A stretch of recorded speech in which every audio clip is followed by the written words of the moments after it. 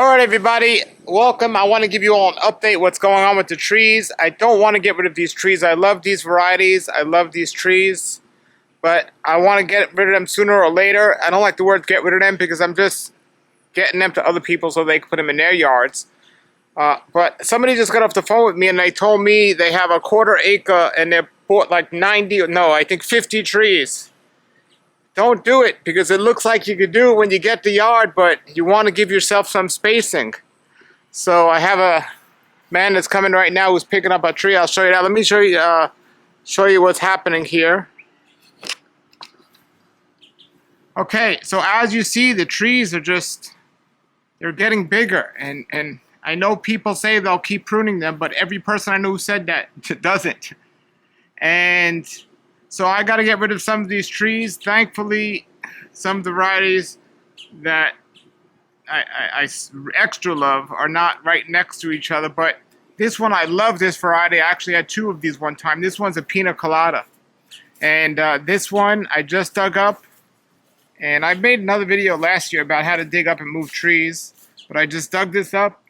And there's a man here that's going to take this and get it right in his yard. If you get that in the ground right now, just like these other trees I transferred, no problem. So about 6 months ago, maybe 7 months ago, I think, I transferred this tree from my other yard. Might have been a little bit longer, but this was last season. This is a step mango.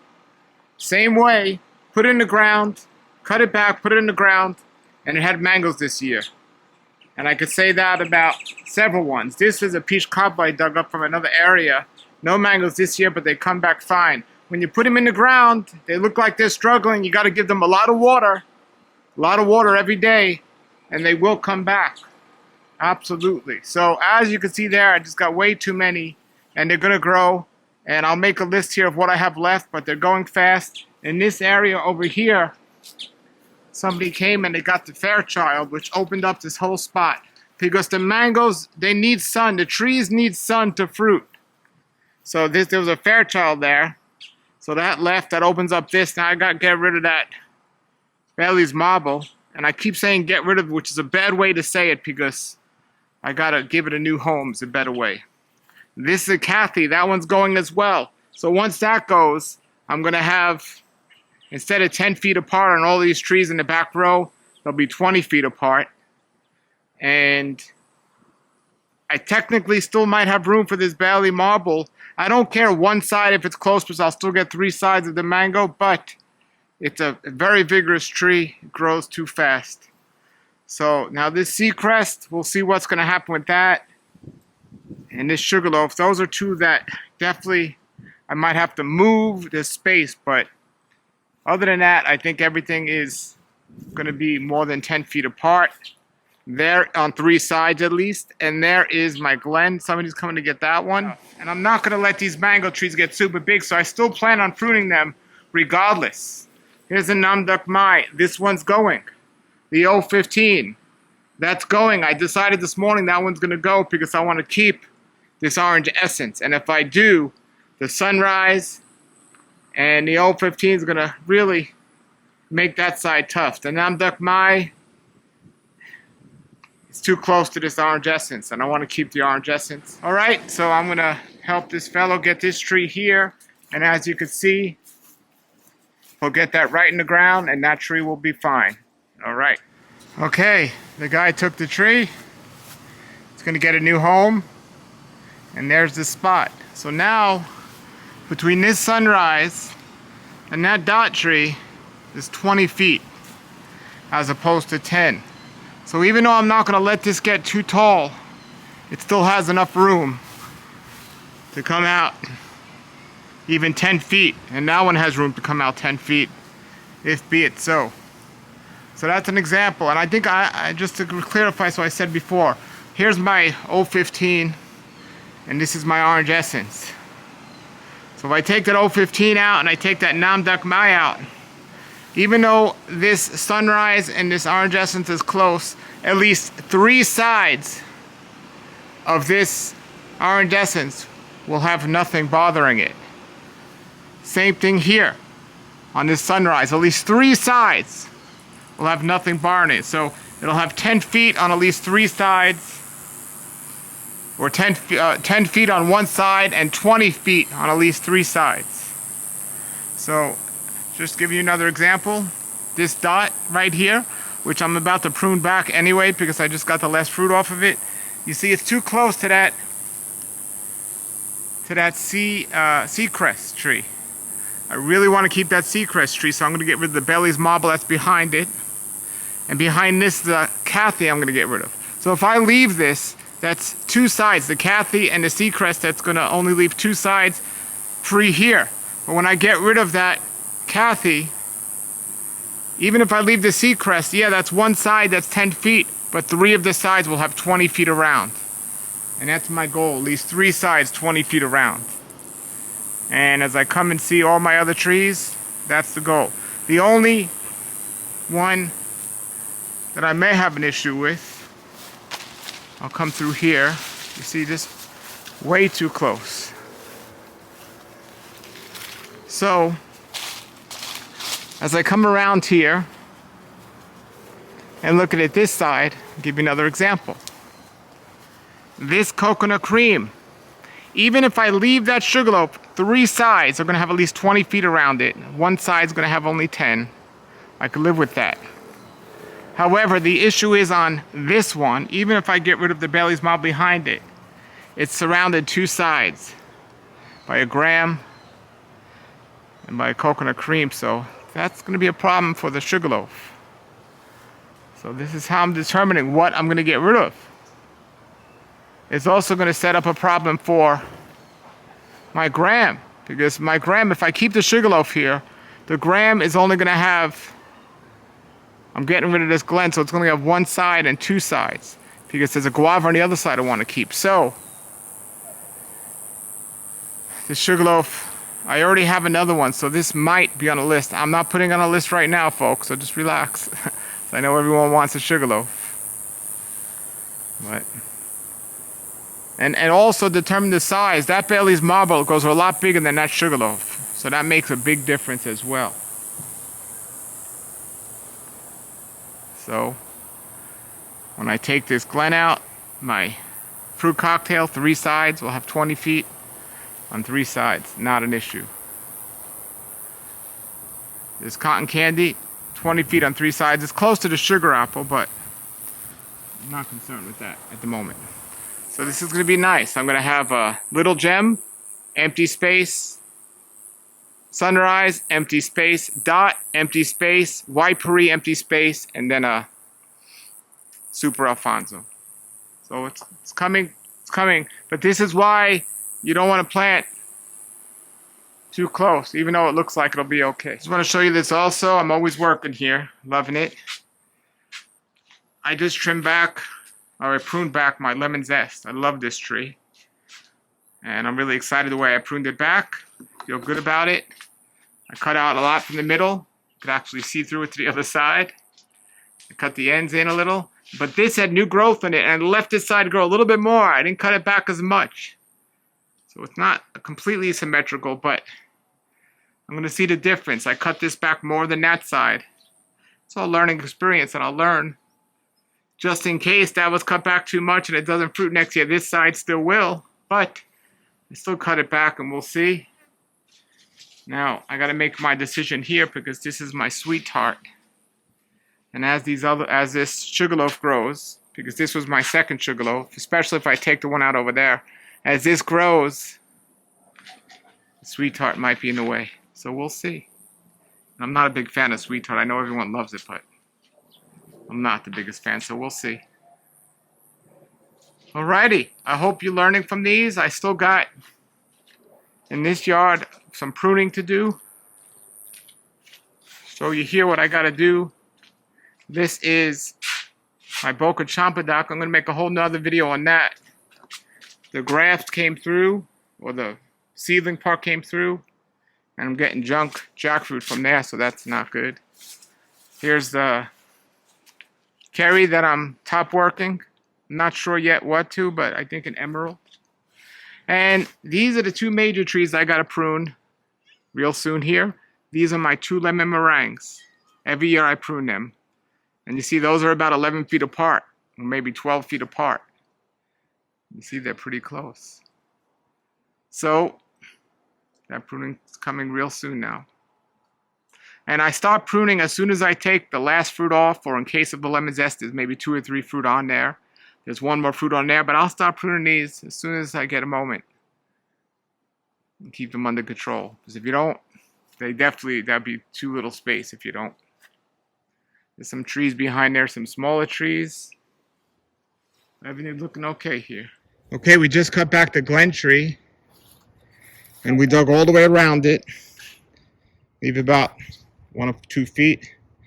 And now that we dug all the way around it, we can just push the tree and see how loose it is and get those fine roots to come up.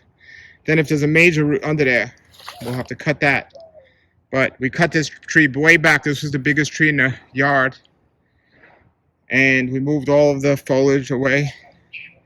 There's still some mulch under there. It would have been best to take that away. But here it is. We went all the way around the tree. And now I'm going to push it and see how loose it is. So hold that.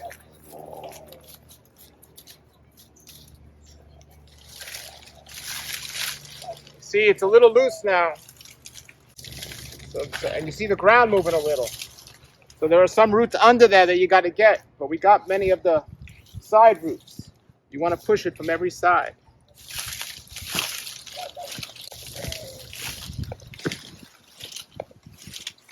So many of the roots came up on these sides. There might be a major one holding it on that side. So try pushing it here.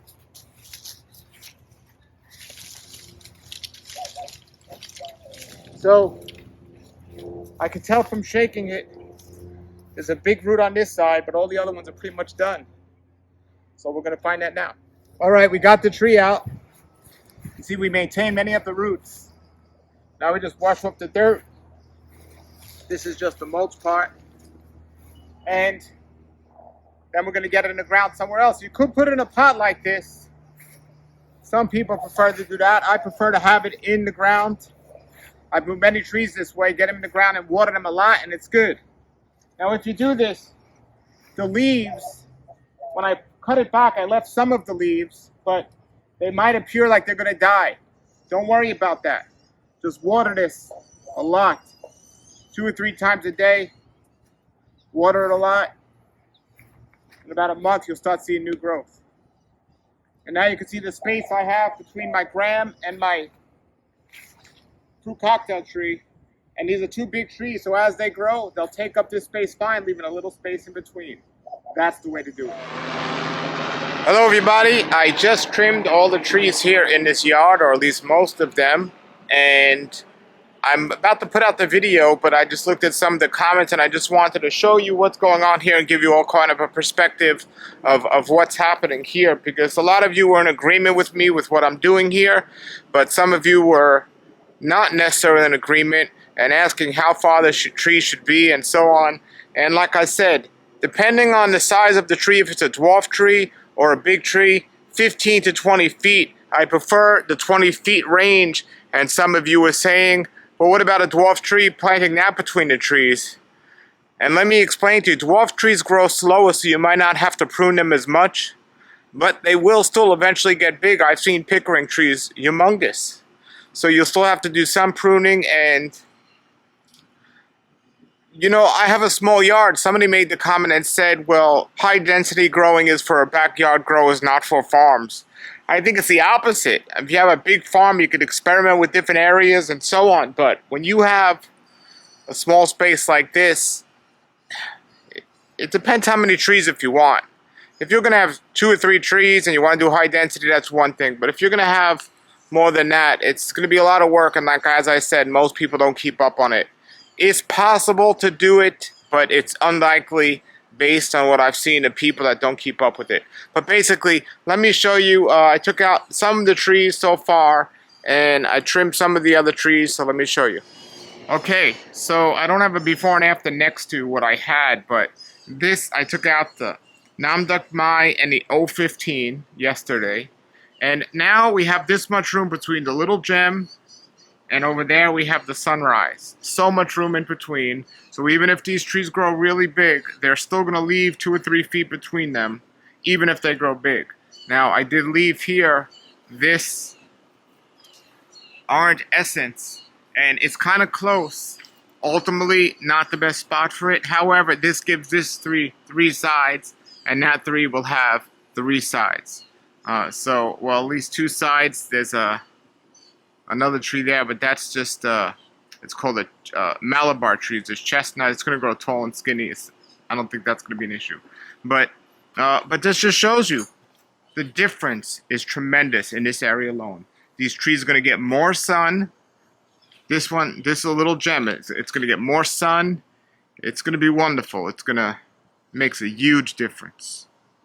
Huge difference. And again, this is questionable, this orange essence. And this is one I might move into another spot and keep it. I don't want to get rid of this tree. But this is the way to do it. 20 feet.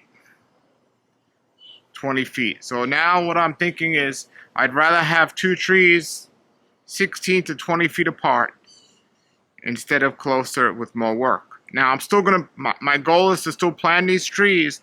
I don't want them to get bigger than my house. 10 to 12 feet at most. I want to keep these trees.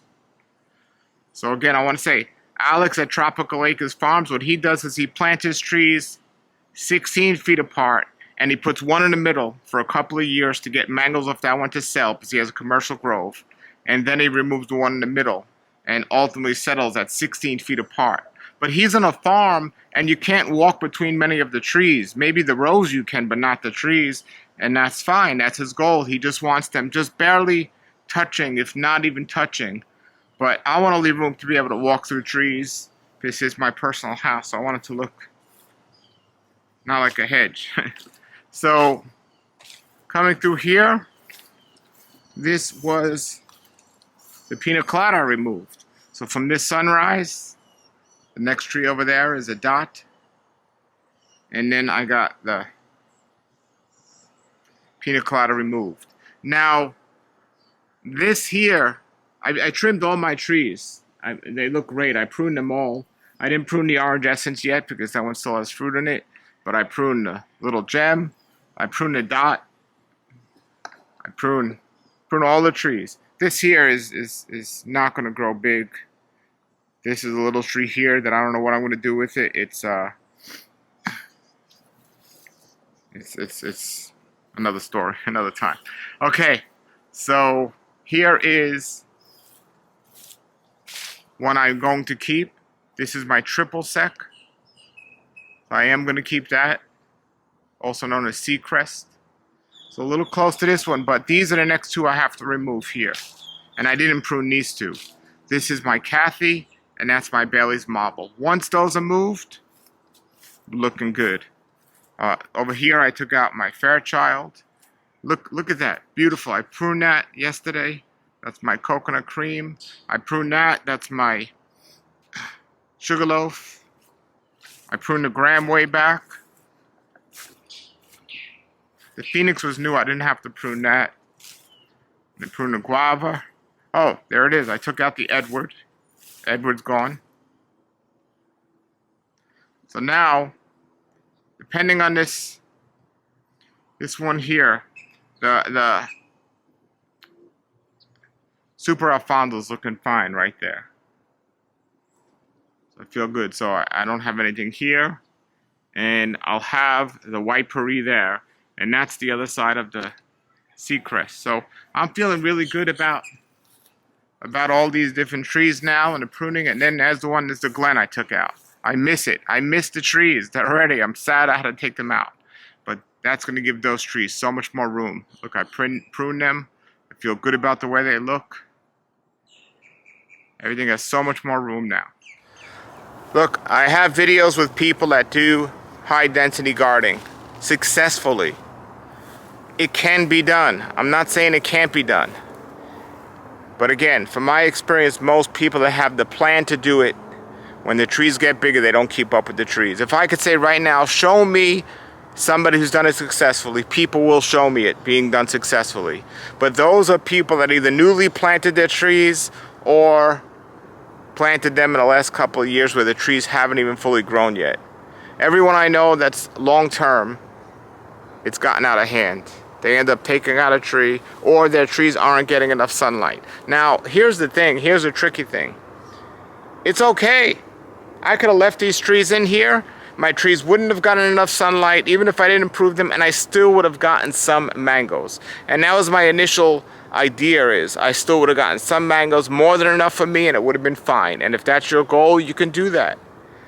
But what the issue is I also want the aesthetic the way it looks. I don't want a whole bunch of trees growing into each other, just getting some mangoes, having a harder time to pick them because I can't even get around the tree. So that's why I chose to take these out and plant them farther apart. But if your goal is and your desire is to have them grow close together and not even prune them, you will get some mangoes, but not as many. It won't look as nice, and you might run into some other problems with diseases. It's more airflow and sun for less diseases. So I'm gonna do it this way. I realized having 40 trees is just as good as having 50 trees. Some of you asked about what about multi-grafting on trees. I have 1 or 2 trees where I do have multi-grafts on, but for the most part, that's a whole nother story that creates a lot more work, so that's not my goal. So I'm not going to multi-graft many of these trees, at least not at this point. And I'll do another video on that. But again, so I have 40 trees now instead of 50. You're not going to miss the other 10 probably, because if you're getting so much production from the 40 trees you have or so. So these are just some things to keep in mind, even if you have 10 trees instead of 15. 10 trees is a lot of mango trees. So we'll see how this progresses, and I appreciate and enjoy your comments. Put them below. And like I said, sharing our experiences is the best way to teach each other and to learn from each other. So share your experiences. I don't expect everyone to agree with me the way I'm doing it, but I expect us to all have a great time growing these trees, learning, and growing ourselves. All right, everybody, I hope these tips are helping you. Yes, I learned a lot, but I learned from my mistakes, and I continue to do so, but I continue to teach you so you don't make the same mistakes. If you have a 1/4 acre, don't plant 60 trees so close together. You're better off maybe putting them in pots where you can move the pots if you need to for a little while. Because some people say, well, I'll just plant a tree for 6 years or so and then I'll take it out if it gets too big. Well, you can do the same thing with a pot, right? All right, everybody. Thank you for watching. Thanks for subscribing. If you have any comments or questions, please put them below and share your experience below as well. If you have a yard and you'd like me to come film to help teach others or just see what great stuff you're growing there, my contact information, my email is below in the description. Until then, everybody have a great day and keep growing.